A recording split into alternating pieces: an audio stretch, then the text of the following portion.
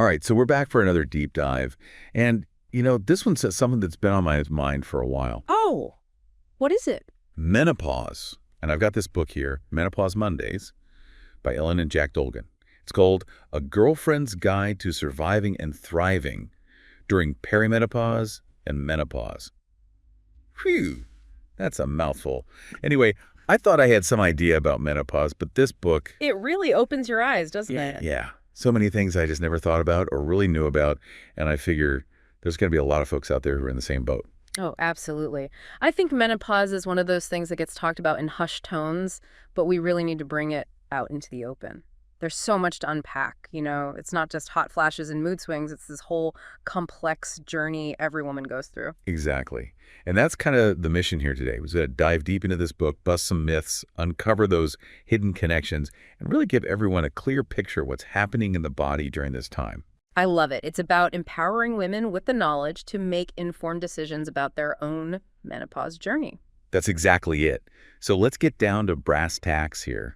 What exactly is menopause? I mean, we hear all about hormones and stuff, but is it just like a sudden thing? One day it's there, the next day, poof, gone. That's a great question. And honestly, a lot of people think that way. But it's not like flipping a switch at all. It's more like imagine a dimmer switch instead. Okay, I could see that. It's a gradual transition, right? It's all about those hormone levels gradually changing. And perimenopause, which is the phase leading up to menopause, that's where those fluctuations start becoming noticeable. And that's when a lot of women start experiencing symptoms. So that's when those infamous symptoms make their grand entrance, huh? You got it. And, we always hear the average age of menopause is 51, right? But you'd be surprised. Was it younger now? Well, for some women, symptoms start popping up as early as their 30s. Can you believe that? And the thing is, the timing and how intense the symptoms are, that can be completely different from one woman to the next. Genetics, medical history, even some surgical procedures can play a part. Wow, their 30s. That's wild. I had no idea. So there's no one-size-fits-all when it comes to menopause, huh? Not even close. Every woman's experience is going to be unique. Okay, that makes sense. Now let's get into the nitty-gritty. The symptoms. We all hear about hot flashes and mood swings, but what else is going on? And why? Right. Understanding the why is so crucial. Like take hot flashes, right? Those sudden bursts of intense heat. That's all tied to those fluctuating estrogen levels. Estrogen, okay. So estrogen helps regulate your body temperature, right? But when those levels go up and down, it's like your brain gets all confused and bam, you get a hot flash. Wow, so it's like your internal thermostat is going haywire. Exactly. And it's not just hot flashes. Think about brain fog. That's a huge one. I've heard about that. So those hormone shifts also affect the neurotransmitters in your brain, which are super important for memory, focus, all those things that help us think straight. It's like all these hormone changes are creating a domino effect throughout the body, huh? It's not just one thing, it's everything. That's it. And the book really hammers home that it's not just those obvious symptoms we should be focusing on. Like they highlight vaginal dryness as a major concern. Yeah, I was going to ask about that. And it goes beyond just feeling uncomfortable, right? It can affect a woman's self-image, her relationships, her intimacy. You see, estrogen is really important for maintaining vaginal health. So when it dips, you can get dryness, the vaginal walls can thin, and some women even experience pain during intercourse. Wow, I never thought about it that way. It's important to address this because, no woman should just accept this as their new normal. Yeah, exactly. This is about living your best life no matter what stage you're at. And the book shares this really powerful story about a woman named Molly. Can you tell me about that? Oh, Molly's story is a reminder that we need to pay attention to what our body's telling us. She was 63, hadn't had a period in years, and then suddenly she starts bleeding again. Oh, that doesn't sound good. Yeah, it turned out to be uterine cancer. Wow, that's scary. It is. The point is, any unusual bleeding after menopause, definitely call your doctor right away. It might not be anything serious, but it's always better to be safe than sorry. Absolutely. So another thing I wanted to ask about, hormone therapy. There's so much back and forth about it, I think most folks are just plain confused. What's the deal with that? Right. It's a minefield of information and misinformation. But the key is to understand the different types of hormone therapy. There's synthetic and bioidentical. Okay, what's the difference? So synthetic hormones are chemically different from the hormones your body makes naturally, whereas bioidentical hormones are designed to be structurally the same as your own hormones. Oh, I see. So which one's better? Honestly, that's a conversation to have with your doctor. It really depends on your individual needs and situation. But let's bust some myths while we're at it. There's this huge fear around hormone therapy, but when it's prescribed properly and you're monitored, it can actually be very safe and beneficial. It can seriously improve a woman's quality of life. Ellen Dolgen, one of the authors, even shares her own experience with bioidentical hormone therapy in the book, and it was really positive for her. So it's not this necessary evil thing like some people make it out to be. Right. The book really pushes back on that. Hormone therapy can be a powerful tool for managing those symptoms and just feeling better overall. Okay, that's good to know. So besides hormone therapy, what else can we do to manage those symptoms? Anything we can do on our own? Oh, absolutely. That's where those holistic approaches come in. Diet and exercise, for instance, can make a huge difference. And it's not just about weight loss, it's about how specific foods can actually help with those symptoms or even make them worse. And exercise does wonders for both physical and mental health. Okay, give me the details. What kind of foods are we talking about? Okay, so did you know trans fats, those things you find in processed foods, fried stuff, they can actually mess with your memory and concentration. Really? And those are already issues during menopause, so cutting back on those can be a game changer. Instead, focus on unsaturated fats, those good fats in avocados, nuts, fatty fish. Those can actually support those hormonal shifts and help your brain function better. So it's not just about what we shouldn't eat, but also making sure we're getting the good stuff, huh? Interesting. What about exercise? We all know it's good for us, but what's the big deal during menopause? Well, it becomes even more crucial during this stage. Exercise helps you manage stress, sleep better, and keeps those bones strong, all things that are super important as we age. Yeah, bone health. Definitely something to think about. Exactly. And that brings us to something pretty interesting that the book talks about. The thyroid. Wait, the thyroid? What's that got to do with menopause? I thought those were totally separate things. Well, they are separate systems, but here's the thing. Sometimes hypothyroidism, which is an underactive thyroid, can mimic a lot of the same symptoms as menopause. Think fatigue, mood swings, even difficulty managing weight. So you might think it's menopause, but it's actually your thyroid acting up. That's right. And a lot of women are undiagnosed, so it's important to get checked out if you're experiencing those symptoms. Don't just assume it's menopause. Wow, okay. There's a story in the book about this, right? Yeah. There's this woman who struggled for years with symptoms, thinking it was all menopause, but turns out it was her thyroid the whole time. It's a reminder that we have to be our own advocates, right? Push for answers if something doesn't feel right. Absolutely. Okay, so if you suspect your thyroid might be involved, what should you do? Go straight to the doctor. Definitely talk to your doctor. Tell them about your symptoms and ask specifically for a thyroid stimulating hormone test, or TSH test. It's a simple blood test. Okay, good to know. All right, so we've covered the basics of menopause, even touched on the thyroid connection. But how about taking charge of this whole journey? Where do you even begin? Well, finding the right healthcare provider is a great first step. It might not be your regular OBGYN. Sometimes you need a menopause specialist, someone who really focuses on this. Someone who can create a plan just for me. Exactly. They can guide you through everything, explain your options, and help you figure out the best course of action for your needs and goals. And that often involves hormone testing. What kind of hormone testing are we talking about? There are a few different tests that can be helpful. They can check your FSH, estradiol, testosterone, and progesterone levels. These tests give your doctor a much clearer picture of what's happening hormonally and can help them figure out the best approach for you. Oh, and one important thing. Sometimes medications like birth control can affect those test results, so your doctor might have you stop taking them for a bit before the test. Makes sense. Okay, so lots to consider. Any other tips for taking control of this menopause journey? Yes. The book has this great tip. Get copies of all your lab results and keep a personal health record. This way, you can track everything and be more involved in your own care. It's about being proactive, not just passively listening to your doctor. Exactly. All right, so to sum things up so far, menopause is different for everyone, but knowledge is power. You don't have to suffer in silence. There's help out there. That's so important. And here's a thought. How do you think our society's attitudes towards aging, especially for women, affect how we see and experience menopause? It's something to really think about. That's a great point. We'll have to dig into that a bit more later. Thanks for joining us for this menopause deep dive. Yeah. You're not alone in this, and there's support out there, so stick with us. And remember, there's always more to learn. Embrace the stage and get informed. We'll be right back. It's amazing, isn't it, how connected our physical and emotional health really are? Yeah, no doubt. And it seems like menopause can really throw things for a loop on both those fronts. Yeah, it definitely can.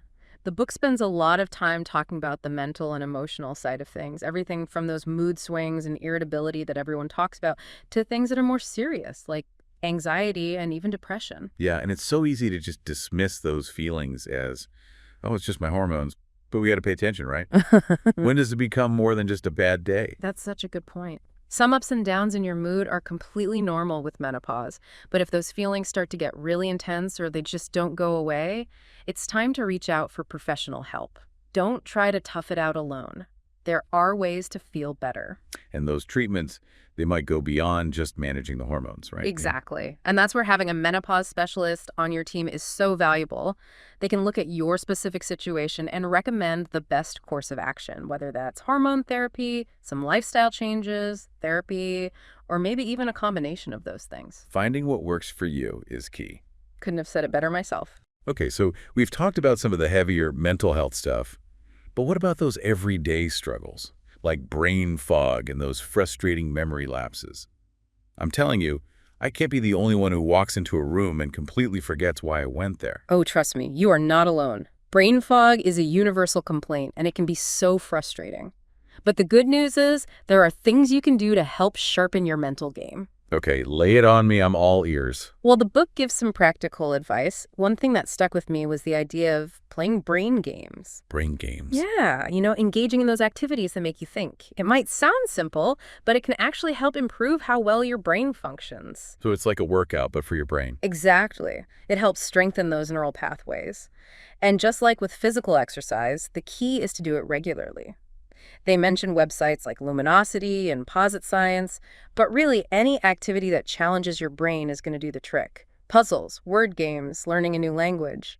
So even having those stimulating conversations can help. Absolutely. The more you challenge your brain, the better it's going to work. Got it. Brain games? Yeah. What else can we do to combat brain fog? Another powerful tool is meditation. The book highlights a study from UC Santa Barbara that found mindfulness training can improve working memory and reduce that mind wandering. Wait, really? Yeah, and those are two of the biggest issues women face during menopause, right? Really? So even taking a few minutes each day to just quiet your mind and be present can make a real difference. Interesting. So meditation, that seems like a theme here, managing stress. You got it. Menopause can be a stressful time, and when you're stressed, those symptoms just seem to get worse. So finding healthy ways to deal with stress is crucial.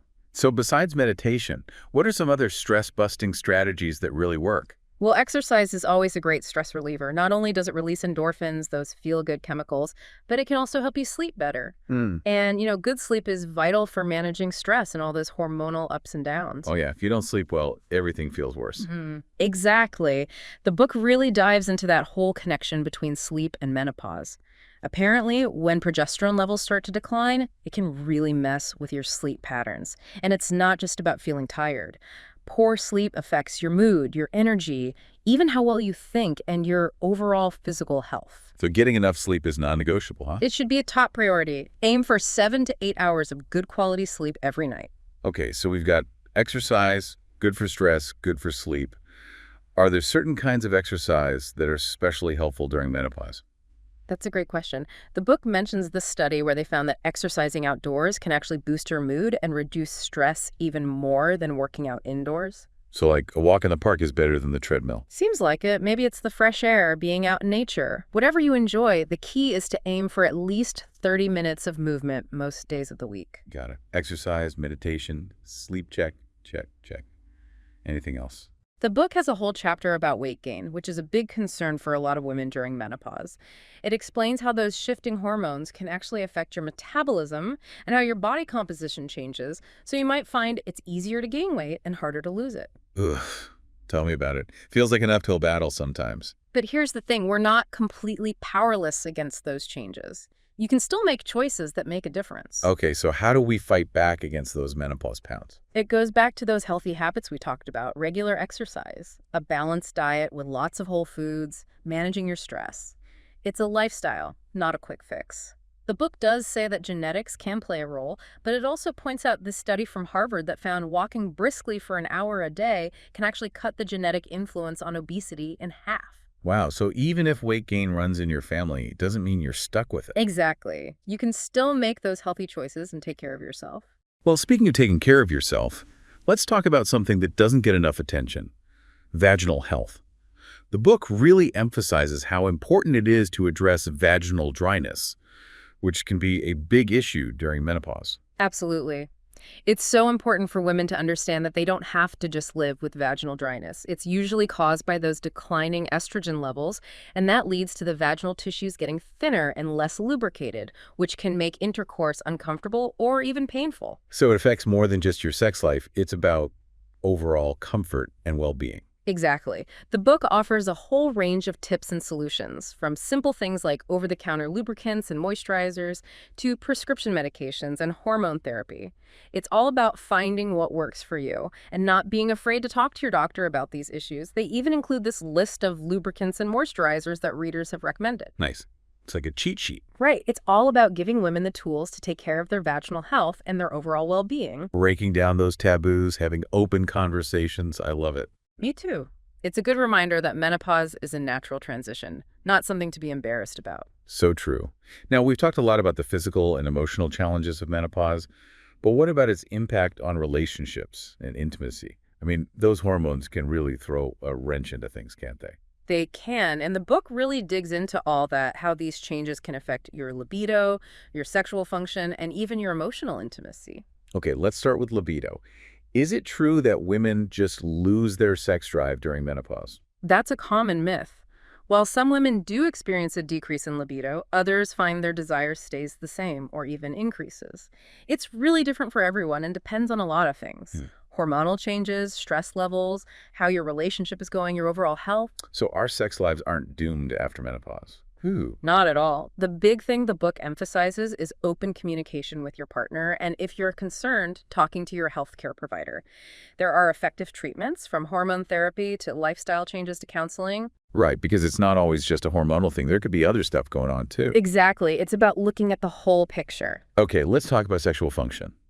I've heard that vaginal dryness can make sex painful. Is that true? Yeah, that's right. Vaginal dryness is common during menopause, and it can definitely affect things in the bedroom. As estrogen levels go down, the vaginal tissues become thinner and drier, which can lead to discomfort or pain during intercourse.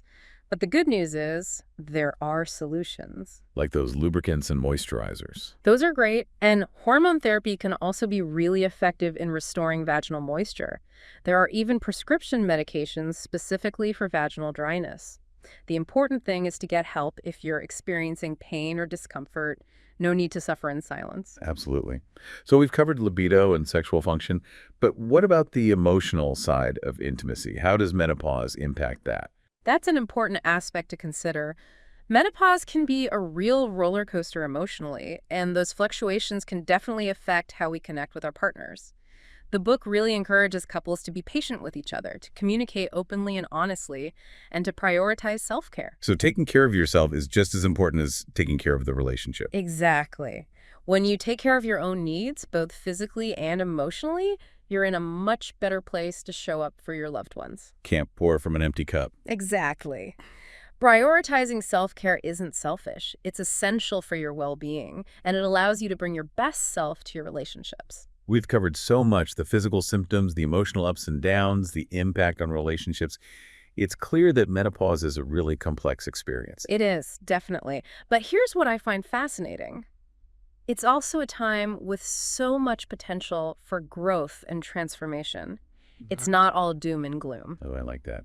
Tell me more about that. How can menopause be a positive experience? Well, for a lot of women, menopause is like stepping into a whole new chapter.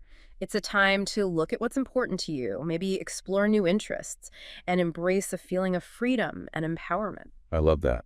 It's not about decline, it's about evolving. Exactly. It's about letting go of those old roles and expectations and really becoming the woman you're meant to be.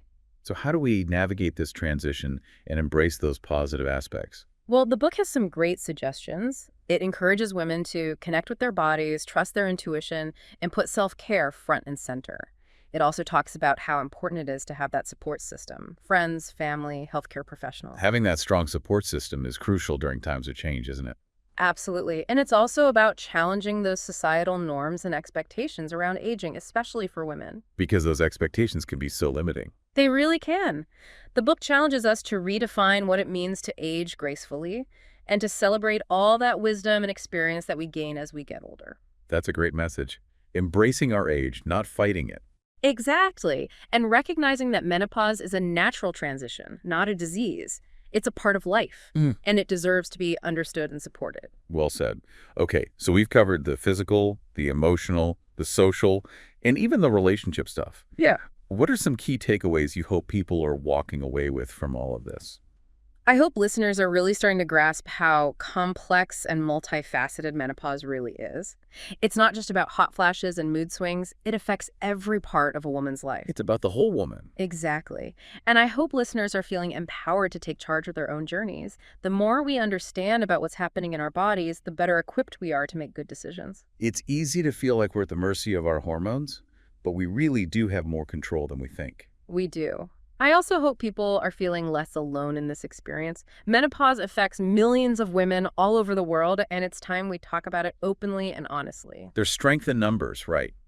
Connecting with other women who are going through this can make a huge difference. I couldn't agree more. And at the end of the day, I hope listeners are feeling inspired to embrace this stage of life with curiosity, confidence, and a sense of self-acceptance. Beautifully said. So to recap, menopause is unique to each woman, but it's also a universal experience. It's a time of transition, but it's also a time for growth and empowerment. It's about letting go of old roles and embracing new possibilities. It's about celebrating the wisdom and resilience of women. It's about honoring this stage of life and recognizing its power. Well, I don't know about you, but I'm feeling pretty inspired right now. Me too. And I think that's the beautiful thing about menopause. It challenges us, it changes us, and ultimately it reminds us of our own strength and resilience. This has been an incredible deep dive so far. Thanks for sharing your insights with us. It's been my pleasure. And to our listeners, remember, you're not alone. There are resources available, there are people who get it, and there's a whole community of women going through this journey right alongside you. And don't forget, we're always learning. Keep asking questions, keep exploring, and keep embracing that amazing woman you are. Well said. And we'll be right back after a quick break to wrap up this deep dive into menopause. You know, it's interesting how menopause can even impact a woman's professional life. Yeah, for sure. It's not like those symptoms magically disappear when you clock in for work. Exactly. And the book actually has a whole chapter about dealing with menopause in the workplace. Really? What kind of challenges are we talking about here? Well, they talk about how those symptoms we keep discussing, like hot flashes and brain fog, can really make things tough at work. Imagine trying to give a big presentation while you're suddenly hit with that intense heat, or trying to remember important details during a meeting when your brain feels fuzzy. Ugh, yeah, that sounds pretty rough. And probably embarrassing, too. It can be. And unfortunately, there's still a lot of stigma around menopause, which makes it even harder for women to talk openly about these challenges at work. So what can we do about it? How can women handle these situations and advocate for themselves in the workplace? The book has some great advice. First and foremost, it emphasizes the importance of educating yourself about menopause. The more you understand what's happening in your body, the better you'll be able to communicate your needs. Knowledge is power, right? Exactly. And building a supportive network at work is huge. Whether it's colleagues, mentors, or even folks in HR, having people in your corner can make a world of difference. So you don't have to go through this alone. Right. The book also suggests some practical tips, like dressing in layers to deal with those temperature changes and finding quiet spaces to take breaks when brain fog hits. That makes sense. Being prepared can definitely help. It really can. And speaking of being proactive, the book encourages women to advocate for change in the workplace, push for more open conversations about menopause, and support policies that make things easier, like flexible work arrangements or access to resources. Creating a more inclusive and supportive environment for women of all ages, that benefits everyone. Right. Absolutely. It's about recognizing that menopause is a natural transition, a normal part of life, not something to be ashamed of or hide. I love that. So we've talked about the physical, the emotional, the social, and now the professional side of menopause. It's clear this topic touches every part of a woman's life. It really does. And it's also a topic that's often misunderstood, surrounded by these myths and misconceptions. Like what? What are some of the biggest myths about menopause? Well, one of the most common ones is that menopause just happens overnight. It's this sudden event, but as we've been talking about, it's actually a gradual process that can take years. Right. Perimenopause can start long before you actually hit menopause. That's right.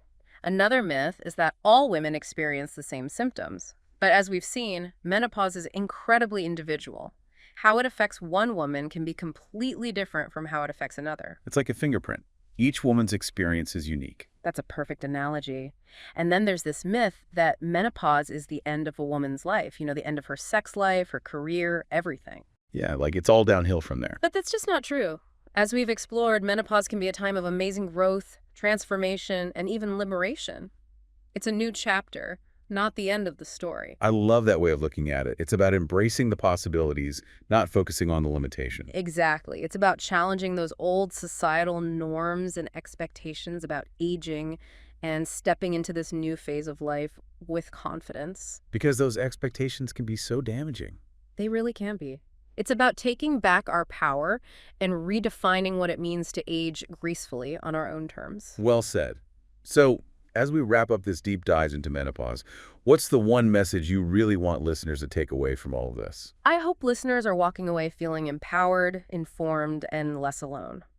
Menopause is a natural transition that impacts millions of women, and it's time we break the silence and create a more open and supportive space for these conversations. I couldn't agree more. It's about knowledge, it's about community, and it's about embracing this stage of life with confidence and grace. Beautifully said. And remember, there are resources out there, there are people who understand, and there's a whole community of women going through this journey together. And if there's one thing we've learned from this deep dive, it's that menopause isn't the end, it's a beginning. A beginning of a new chapter, a new perspective, a new sense of self. What a wonderful way to put it. So, to all our listeners out there, embrace this transition, empower yourselves with knowledge, and celebrate the incredible women you are. Until next time, keep diving deep.